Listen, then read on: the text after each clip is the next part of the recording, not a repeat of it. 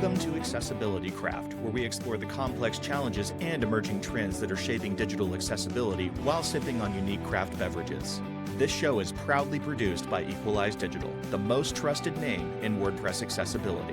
Join us every week as we break down accessibility news and share the expert strategies we've used to help make millions of websites more accessible. Grab a drink. The show starts now. Hey everybody, it's Amber, and I'm here today with Chris. Hey everybody. And Steve. Hey everyone. And we are excited to be so back after our Accessibility Craft break. And this is episode number 152. If you are looking for show notes and a full transcript, you can find those if you go to accessibilitycraft.com/152. We always start every episode with a drink. What are we drinking today, Chris?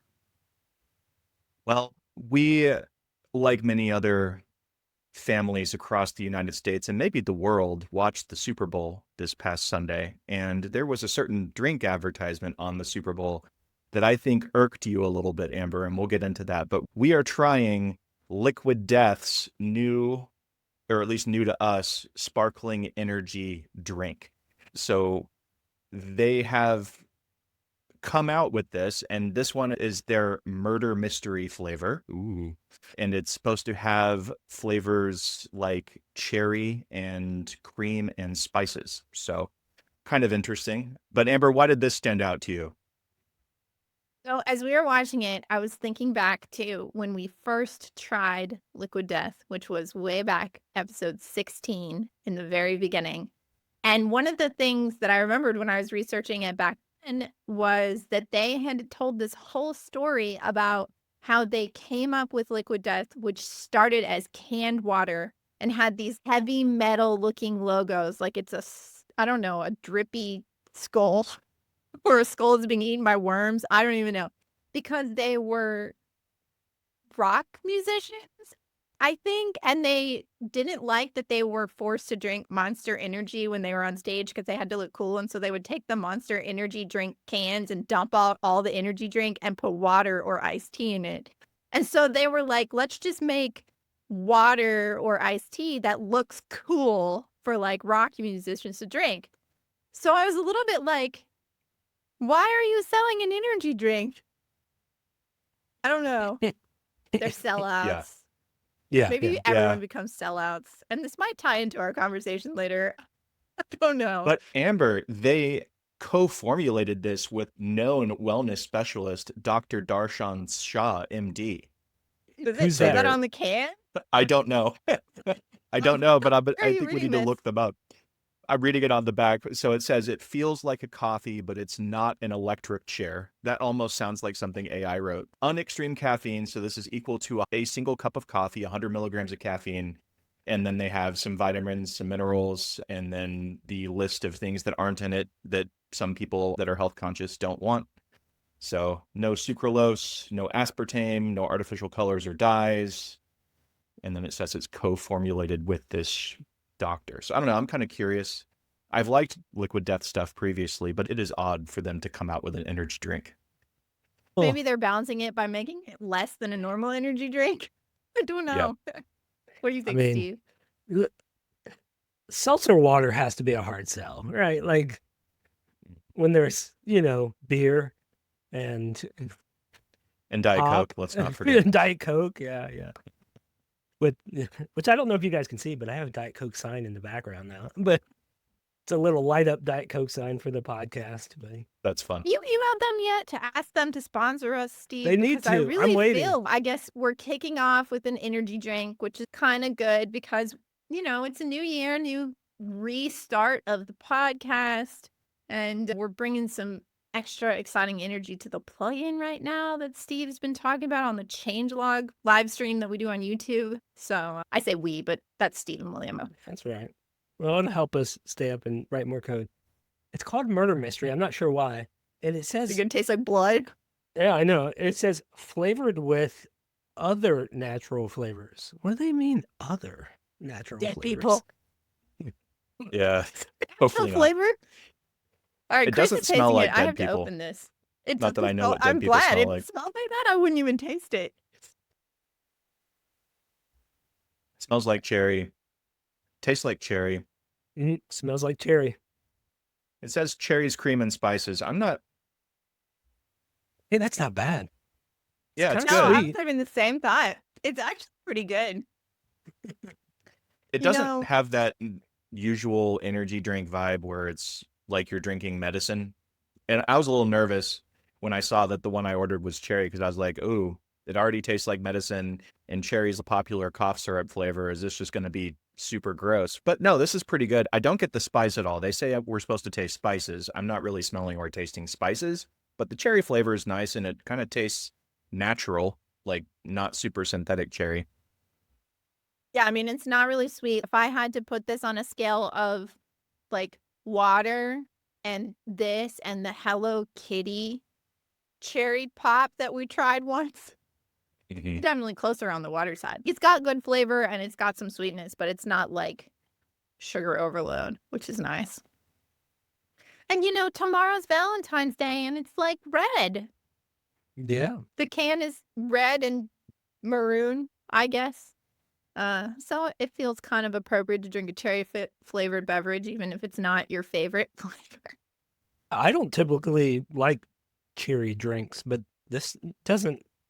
I like this. This is like a pop. I mean, it tastes like a pop to me, or a soda for Yes. you. A soda for you guys down south. Well, what do we think? Do we want to do our rating? Yes. Yeah. So I'm a thumbs up. I would have this again and probably will. Yeah. I'll give it one thumbs up for the flavor, and I'll give it another thumbs up for the caffeine. So 2 thumbs up from Soup. I think I'm a 1 thumbs up. I think the flavor is good. It's not too sweet, which I like. Like, I've liked it a lot better than ours. I'm always nervous about energy drinks because I don't drink them, so I'm afraid to give it a second thumbs up for the caffeine because I don't know what's going to happen to me in the next 30 minutes because I also don't drink coffee. So, yeah. Well, at least it's not, but THC infused or anything. Yeah. yes, I will never drink that beverage ever. Speaking of lessons learned, we took a little bit of a break after the holidays, and Chris has been hard at work at revamping our podcast programming. Chris, you want to talk a little bit about what you've been up to? Yeah. So, fun fact if anyone's been watching the podcast in the last few months, but Amber and I have internet speed issues. And so, if you've been watching the podcast on video or even listening on audio, you might have occasionally heard or seen audio or video hitching during recordings, which was super frustrating for us. But I'm pleased to share that we are on a completely different podcast recording platform that should alleviate that issue by recording locally and then uploading to the cloud separately while allowing us to still have a live call with each other. And preliminary tests show that should alleviate the quality issues there. So we should have nice, crisp video and audio. Also, completely overhauled the look of the podcast without deviating from color schemes. Don't worry, the alligator's not going anywhere. And you'll have seen that already if you're watching this. And then the final thing that I added, because of all this other work, basically streamlining the podcast production workflow to squeeze it down into basically a week to a week and a half, it means we can have a lot more timely conversations. For people who don't know this, we usually were recording like 3-4 weeks ahead sometimes. Now we should be able to have just a little warm-up topic, which is what will go right here. Today's warm-up topic is just talking about the work I've been doing on the podcast. We'll have some sort of timely, news soundbite or interesting new development, product release, something in the world of accessibility or accessibility related that we'll talk about and reflect on briefly before getting into the main topic. It kind of lets all of us warm up, let our energy drink or our alcoholic beverage, but probably not our THC beverage ever again, settle.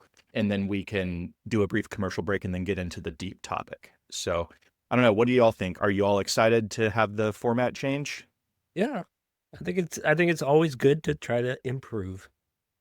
Actually, I felt like it worked out. We had that 150 episode marker, which was kind of neat. Yeah. And then it was like, all right, what can we do that's a little different? And you took this on. I know one of the other things that we have a goal for this year is to be able to clip out more shorts and be able to have the interesting or funny or thoughtful little snippets go up in tiny videos that are maybe easier for folks to consume. So hopefully this will make that a little easier too. So I'm excited about that.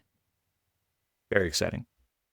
I guess that means I should tease what we're going to talk about as our main topic today, which is something that we personally experience, and that is the pressure to be perfect. But I think that this isn't just something that applies to us. I think anyone who has created themselves or their business as an expert in any topic, which could be accessibility, it could be security, it could be performance, it could be marketing, right? Like you really feel like you have to represent. That can have implications. And so that's what I want to talk about. But first, we're going to take a short commercial break. This episode of Accessibility Craft is sponsored by Equalized Digital Accessibility Checker, the WordPress plugin that helps you find accessibility problems before you hit publish. Thousands of businesses, nonprofits, universities, and government agencies around the world trust Accessibility Checker to help their teams find, fix, and prevent accessibility problems on an ongoing basis. New to accessibility, Equalized Digital Accessibility Checker is here to teach you every step of the way. Whether you're a content creator or a developer, our detailed documentation guides you through fixing accessibility issues. Never lose track of accessibility again with real-time scans each time you save, powerful reports inside the WordPress dashboard, and a front-end view to help you track down hard-to-find issues. Scan unlimited posts and pages with Accessibility Checker free. Upgrade to Accessibility Checker Pro to scan your website in bulk, whether it has 10 pages or 10,000. Download Accessibility Checker today at equalizeddigital.com/accessibility-checker. Use coupon code AccessibilityCraft to save 10% on any plan. All right, so I said that I wanted to talk about this pressure to be perfect and really thinking about us. We put out a lot of content around accessibility, and we do sometimes call other people out for being wrong. I'm gonna be honest, I do that. We do it on Equalized Digital channels. And I do think that rightly, when you put out that kind of content and try to, say, hey, other people aren't doing this the right way, then of course you need to be doing it right, because otherwise, what are you? You're a hypocrite, which is, something we've talked about before. We had an episode, I think it was number 136, that was called Throwing Stones from Glass Houses, where we talked about an attorney who had inaccessible websites himself and was teaming up with a plaintiff to target a lot of businesses for web accessibility failures. And he got called out on the news. And like actual TV news, like 5 o'clock news, which I'm like, who even thought that they'd talk about website accessibility on that? But they did, because they were calling out this one attorney. I've seen in Hotjar, which is a platform we use to sort of watch our own website, make sure our marketing is working, but also it's helpful because it gives us views of how people see it on all kinds of different devices that we don't have access to. And I've actually watched recordings where people were running the Wave browser extension on our website, because I'm guessing they're trying to figure out, do they actually know what they're talking about?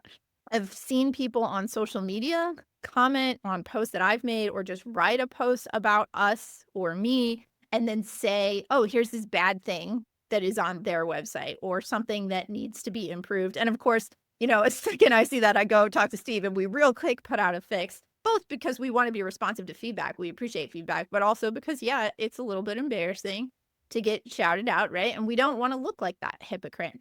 So I feel like when you're an accessibility leader or any other person who puts them out there as an expert in something, there is a lot of pressure to never make mistakes. And I do think that this can slow us down. That means, for us internally, a lot of tasks require extra review. There have been times when, me as an owner, and maybe Steve can talk about this if he has this too, I feel like I have to review a lot of our team members' work that comes through my part of the business, because I'm worried about the risk associated with just letting them put stuff out there. And I think this is a spot that maybe a lot of our customers could be in too. And so I thought it'd be interesting to talk about this.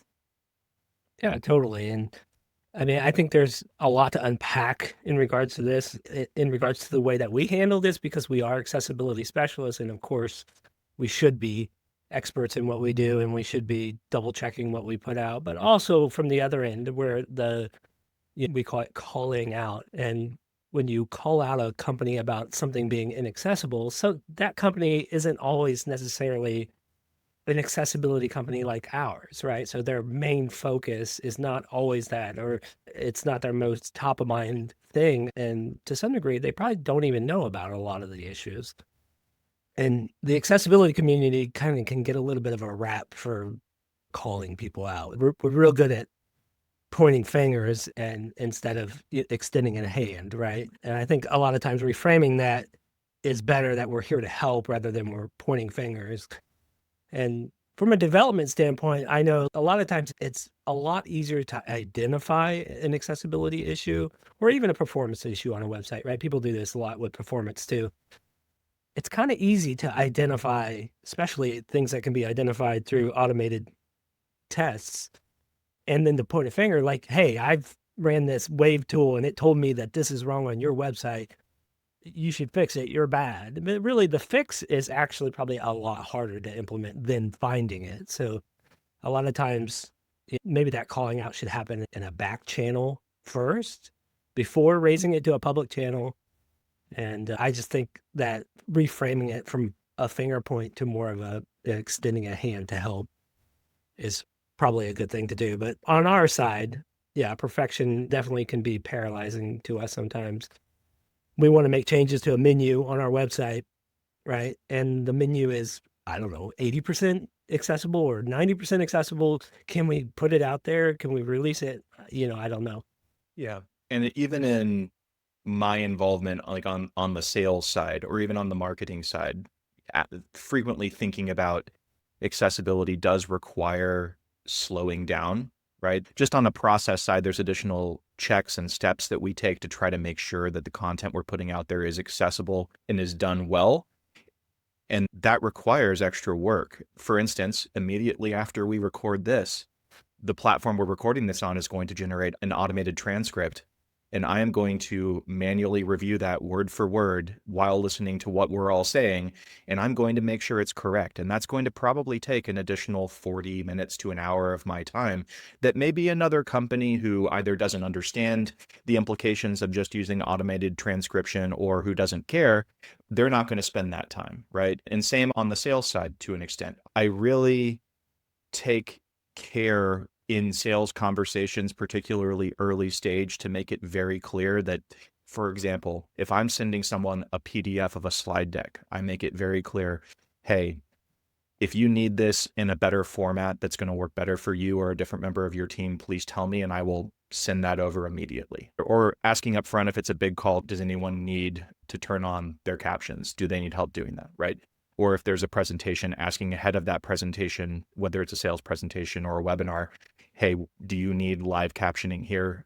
Would anyone benefit from that? Being conscientious of those one-to-one or those one-to-few interactions where it's not a big public event, right? But still trying to be conscientious, still trying to practice and show accessibility. It requires additional mental energy and additional time too.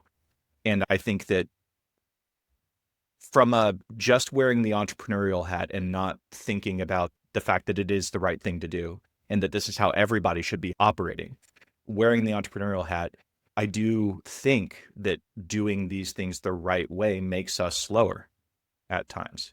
And that's just a fact. And I don't know, I'd be interested to hear your thoughts. Like, at what point does that slowness become a disadvantage versus an advantage? And how good is good enough? It's a really hard question to answer.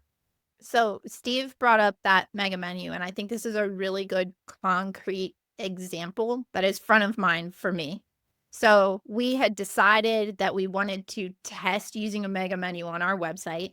We're a small team. If you've looked at our team page, you know we're not huge. We're not a company with 100 employees or all that. So we're always trying to figure out, like many folks who use WordPress, what is the fastest way to do this? Okay, let's see if there's a plugin we can use. So I identified a plugin, Max Mega Menu, that a lot of people have said, hey, this one gets pretty close on accessibility, or maybe they've used it on websites and they've done some patching on their own, but they said it can be used on an accessible website. I set it up on our staging site, and then I accessibility tested it. there were enough issues that in that moment, I did not feel comfortable being like, I'm just going to go put this on our live website, right? Again, because of this history of I have literally been called out. I think one time someone flagged for us that originally the button that opens and closes our mobile menu was outside of the nav tag instead of in it. And so when on mobile, there was no nav tag if the button was collapsed, which could make it harder for screen readers, which it's not like a 100% Violation. like Yeah. breakable thing. It's definitely not a web content accessibility guidelines violation.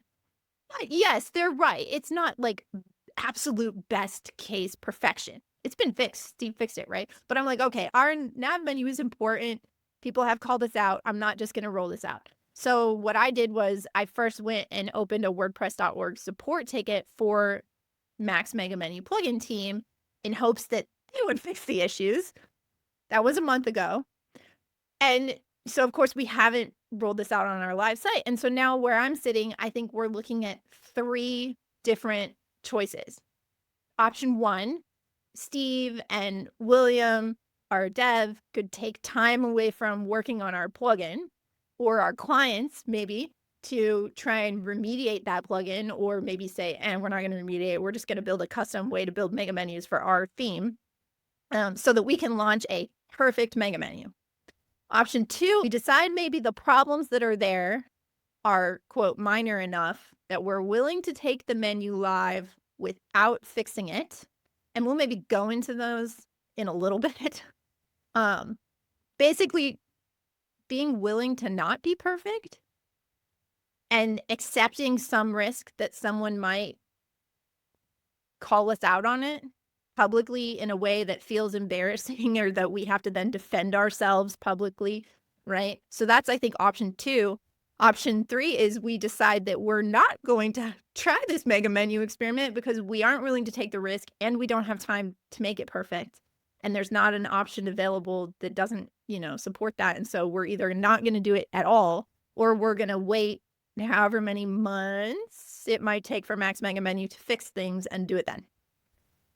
And it's a tough place to be in, to have these 3 options and have to choose, what do we do? I feel like our customers are making these choices a lot of the times too. And so I'm sort of curious, and I don't know, Steve, maybe you have thoughts on this. Like, how do you weigh this decision point? And not just for us, but also like, how should our customers, like the people who are listening to this, also weigh the same decision point if they have these 3 options in front of them? Yeah, I think you weigh it differently based on the hat you put on. If I put on the owner hat, like I'm an owner of Equalized Digital and there's a certain reputation I want Equalized Digital to have, that's when it's more of a hard line. We need to fix this before we launch it, right? And because people are looking up to us, they are watching us, they may want to catch us in a gotcha. We have had people, open issues, and some have been, good-hearted, and some have been not as good-hearted. But if I flip that around and put on my developer hat, my CTO hat, where software is iterative, software is a living thing that grows over time, that is constantly being updated, constantly being improved. If we waited for perfection to launch a feature or to launch the whole plugin, we'd never do it. And there's no way to really get to perfection. It's just always going to be a living thing that's growing and improving, should be improving with every release. So in that respect, sometimes adding a feature that is beneficial and helpful to people, even if there are a few accessibility improvements that could be made, even if they're not, compliance things. Sure, like compliance things are kind of major, critical, that need to be fixed, but we do try to go well beyond that to create a good user experience. But yeah, I mean, sometimes you need to get it out there and you need to fix it iteratively, and that could have short-term reputation harm. Accessibility Checker's getting this new kind of like sidebar interface to better integrate into the block editor. You release this and it has some, there's some focus issues or there's some tabbing issues. And that's an interesting feature too, because, we'll call people out for certain things, or people will call us out for things. And you said, we're integrating a third-party thing into here. Well, we're integrating Accessibility Checker into a third-party thing, which is WordPress. So we're utilizing their components and their React components and things like that. And we're taking on some of their technical debt as well and trying to patch some of that along the way. And, to kind of go back to Amber's first point, not to ramble on too long, but to her first point, regressions happen. And sometimes regressions are within your control and sometimes they're not. So if we're using Max Mega Menu plugin and they say they actually patched these things, but then they released a new release that broke something, and we confirmed it's good on our website and we launched it, but then a third party released a regression that it's now inaccessible in a sense, then somebody might find that for us. I mean, we're constantly doing automated scans on the website to check for stuff, but a lot of times when you're talking about menus, this is very manual testing. So there has to be a little bit of grace there too, because you never know what stack of what software somebody's using there that may have introduced the regression without their knowledge. Yeah. We had that episode where we talked about how accessible is accessible enough for micro businesses. And let's be honest, we are a micro business. We're not a multi-million-dollar company that has a really big team. We don't have a dedicated website person. Every person on our team, most all of us do something on our website, but no one person only does our website.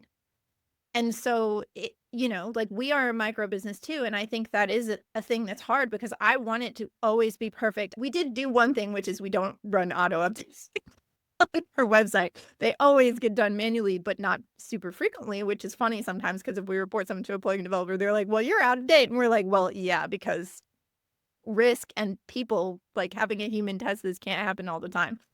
I think that is a thing that's hard, right? When you're a really small team and you want things to be really good, but you also don't have the resources, that's where it can become difficult. What were you going to say, Chris? I was just going to say, I think one of the questions you pose is how do you weigh it, right? And something that I have thought about is where are you now with accessibility versus this new thing you're implementing? What is it going to do for accessibility? So let's say the situation was reversed in a sense, and we had a standard menu with dropdowns like we do now, but that was the thing that had, let's say it was 50% accessible. I don't really know what 50% accessible means. Just roll with me on this. Yeah. And we were looking at implementing a mega menu that is 70% accessible. So it's still not perfect. I would say that if your trajectory of improvement is generally up, even if the next tier of improvement is not perfect, I think it's logical to still make the switch if you're going from 50 to 70 or 20 to 40 or whatever it is, right? I think what makes this particularly challenging is that we would be intentionally introducing a regression if we decided not to patch it, right? So we're going from, I don't know, I'm going to say our menu is basically 100% accessible. Some specialist out there is going to go find some nitpicky thing after I say that probably. It's 99. Yeah, so let's just say 99. If we're going from 99 down to whatever this new implementation would be, let's say it's 85, that doesn't feel good, right? And I think that's where the pressure really starts to sink in for me. But I think the second way that I would think about it, besides the high level trajectory, is what's the severity or the criticality of the regression, right? So is it something gets read a little funky on a screen reader, but it's still intelligible? Or is it, I literally can't get through this menu with a keyboard? And those are two very different levels of criticality. And I haven't read all the tickets you opened with Max Mega Menu or how severe the issues are. And I know we'll probably get into that a little bit. But yeah, I think those are the two ways that I would think about it. And I would encourage people to think about it. Yeah. So here's going off on that. How severe is it? Because of course, we would never, ever launch something that didn't have basic functionality, like being tab functional. What made this especially interesting was after we started looking at this plugin, I realized that DQ, which for folks who don't know, they are a very well-respected company in the digital accessibility space. Super large, hundreds of employees in lots of different countries. They do trainings. They have the AXCON free online conference, which is a phenomenal event, very well respected. They relaunched their website. It is a WordPress website. And I noticed, only because I had been inspecting Max Mega Menu, so I was very familiar with the CSS classes. that they are also using Max Mega Menu on their website. And so I was like, this is interesting. And I looked, and the issues that I had opened or flagged for Max Mega Menu are present on DQ.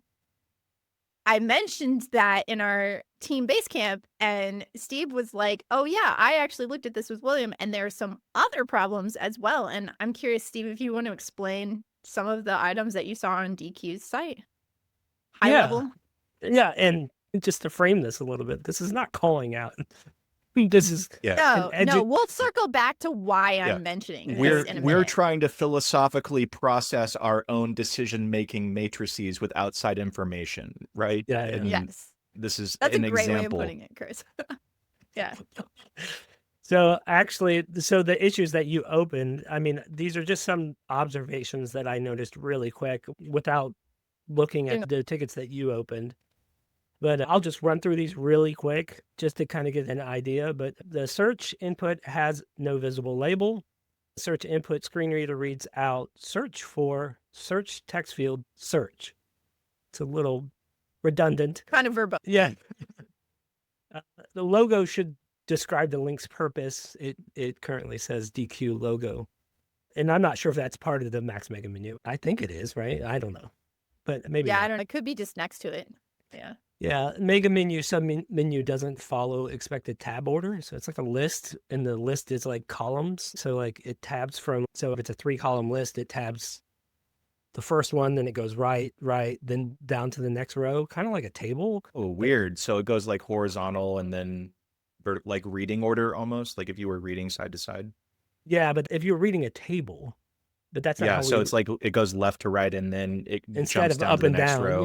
Yeah. Instead of like That's doing weird. 3 columns. So that's not a failure, but it's just kind of weird. And I'm guessing it's just that's how they were able to achieve the layout by just floating those list items. But the Mega Menu, submenu, list items. Oh, there's list items used as headers. So it's not necessarily bad, but so you have a list, and the first one's like the header of the links below. It's not necessarily bad, but it's just like it's weird because it's telling me there's more. In my head, I thought there were more links than there really are. Like one more link. The count is off by 1. You get to the end of the available links and you're like, wait a minute. It told me there were 4, but it only read 3. I have the privilege of seeing that with my eyes, and I can deduce. But if I had my eyes closed or if my eyes didn't work, I'd be very confused. Let's see. The mobile menus where things get funny. And I'll preface this a little bit too. We have done quite a bit of remediation with Max Mega Menu for clients. And the mobile menu definitely is where you start to really run into some problems. But the hamburger is in the DOM order before the logo. So it messes up the tab order. So if you're tabbed onto the hamburger menu and then you hit tab again, thinking you're going to go inside the menu, no, you're back on the logo. And then you got to hit tab again to get into the menu. The contact button is visually at the top of the menu, but actually at the bottom of the menu in the DOM, which messes with the tab ordering as well. So you think the first thing you should hit is contact us, but it actually goes through the whole menu, then jumps back to contact us, and then jumps back to another menu at like a smaller menu at the bottom. Mobile doesn't focus lock. Tabbing past the last menu item closes the mobile menu, which you can get back to it by tabbing back. Well, you have to tab back and open it again, then tab back down. And go all the way through again. Yeah. So if you accidentally left it, you wasted potentially a bit of time. Yeah. So you're basically starting back at square one on the mobile menu if you tab. Really, there's no indication that I'm going to lose everything and have to start over. Let's see. The search icon shows when the mobile menu is open, but it is not focusable. So that sounds like a Z-index issue. You could actually open the search menu as well and then open the mobile menu, and you can't then get to the input and stuff, but it's still showing you some of the UI, which like it's technically behind the mobile, but it visually looks like it's above, but you can't tab to it. Yeah. Or click on it with your mouse. Mobile menu, submenu doesn't lock focus. So the way this works is it's like a mega menu. So you have your main menu items, you click on one, and it actually like slides like a panel over. So it's like a secondary panel. It doesn't lock focus either. So if you go through that and you keep tabbing, you actually will end up back on the main menu, tabbing through it. But visually, you're still on the sub menu. So really confusing at that point to figure out how to get back to where you want to get back to. At least from a visual perspective. Maybe for a screen reader, that's not as much of an issue because they can't see it, but it still didn't lock focus in the menu they were in. They're back on the main menu and they're probably like, what's going on? Since it does that, I didn't look at this, but I'm assuming like the, expanded and stuff is still open. So Yeah. And again, not that we're trying to call out DQ, but it is so interesting. Like when I think about my dilemma on what do we do, I could be like, we could launch it, and if anyone points out, be like, well, DQ's using it. They said Yeah. it's okay. You know what I mean? Like, this is what's hard when this big company that is so well respected is willing to launch it. And maybe these problems, I mean, the Xandix thing on the search does seem like a mega problem. That is kind of a blocker that you could see it and you think you could click on it, you can't. Maybe the other issues are more like, well, they're not total failures, like the Yeah. tab order thing, because they could still be reached, so it's usable in some sense. And so maybe that means it's usable enough. And I don't know, maybe DQ had this whole conversation internally and they're like, it's usable enough, we should just launch it. Or they're like, maybe they're working on their own patch and they're going to release it later to fix all these things. And like you said, Steve, they're deciding to be iterative. I have no idea because we're not part of that team. We don't have that conversation. But as an outsider and someone who's also considering using the same plugin, like I'm sitting here thinking, is usable good enough? Like, or should we, as you said, Steve, like we're leaders in the industry, we're trying to set an example. Should we and DQ be doing better than that? And should they not have launched this? And, I don't know. That's where I'm sitting, like seeing that on that website. It made me more confused than it helped, I think. Yeah. Compliance is one thing. And then usability goes well beyond compliance. It's hard to say. Do they have issues open in their internal system to fix these things, right? And reputationally, we do have a reputation and we do have, a responsibility to practice what we preach a little bit. And some of those things are like, I know that if I tried to pass this to you and say, hey, can you audit this? I would have been like, no. She'd be like, nah, it's not happening, dude. Fix it, right? So yeah, some of those things definitely cross my line of they're not just best practice, nice to have, they're literal expectations for the minimum. And I'll tag on here too that like when we do our own internal remediations, we can blow through remediations and just knock issues out. And we hit navigation, especially if there's a mega menu, it is just like everything comes to a crawl because menus and mega menus especially are extremely difficult to remediate when you don't have access to the source on. Like this one, like Max Mega Menu is a plugin. We don't have access to the source. Now, can I modify the source? Yeah, but the second it updates, it'll override it all. I could reversion their plugin, but then I lose the ability to update their plugin. So we really don't have access to the source. So what we'll write is patches on top of that, like with JavaScript, or if the plugin provides hooks that we can hook into. So we're trying to kind of, I don't want to use the word hack on top of something we don't have access to the source on to make it accessible. And it can really be really challenging. And I mean, I recently did that with a plugin using Oxygen's mega menu, which, on its surface, the issues weren't that bad, but it took a lot of work to remediate it and get it working without modifying their source. And this is why historically, back when we used to build a lot of websites, when they wanted a mega menu, you had built like an ACF-based mega menu building tool. Yeah. That we put into people's themes instead of using an outside plugin so that you could have full control over all the code. And also it limited the clients. They could never go like stick a form or like a Google map inside their menu because they pretty much could choose other menus or choose pages to flip. And that was it. Yeah, I think mega menu plugins try to be everything to everyone. And it's a kind of a perfect recipe for poor accessibility. Yeah. And I'll be clear, I don't want to put weird things in our menu. I just want to be able to have columns. Yeah. Well, and that leads me to the thought that I wanted to share about should we get over our fear, right? How good is good enough? And I kind of wonder if what we're seeing, what we would see on any website like this, where there's a few problems, you can still technically get through it. None of them are total deal breakers, except maybe the one you mentioned with the search. I wonder if it's just a product of a conversation where business needs to produce certain outcomes or results are running up against quality standards, whether those qualities are security, performance, or accessibility, or any of the others, right? And that's frequently a point of friction that businesses will experience where they have to produce certain outcomes and they're essential, and the timeline that those outcomes need to be produced on force a compromise somewhere. And that's hard, right? I don't know if we're at the point where we have to force a compromise in order to get a mega menu out, because I think our website is still navigable. We can still surface what we need to surface and wait and see. At least that's kind of my position on it, at least for now. If it just continues to drag out, then maybe we have to revisit it, put resources into it later in the future. But I think that was the tug of war that was probably happening, is like a marketing team and a sales team being like, we have to get this new website out. And the QA team basically being like, well, we can get through it. Nothing's a total blocker. It's not great, but it's serviceable, right? And the main decision makers, the executives, were probably like, okay, put a pen in the calendar. We're going to come back and fix these other issues. But for now, it has to go live. And I feel like we've made decisions like that too in the past, where it's like, it has to go out.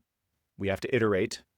Yeah, and I want to call out one thing real quick too. But the reason why we choose Max Mega Menu and the reason why we have asked them to fix some of these things is because it already is the best mega menu for accessibility.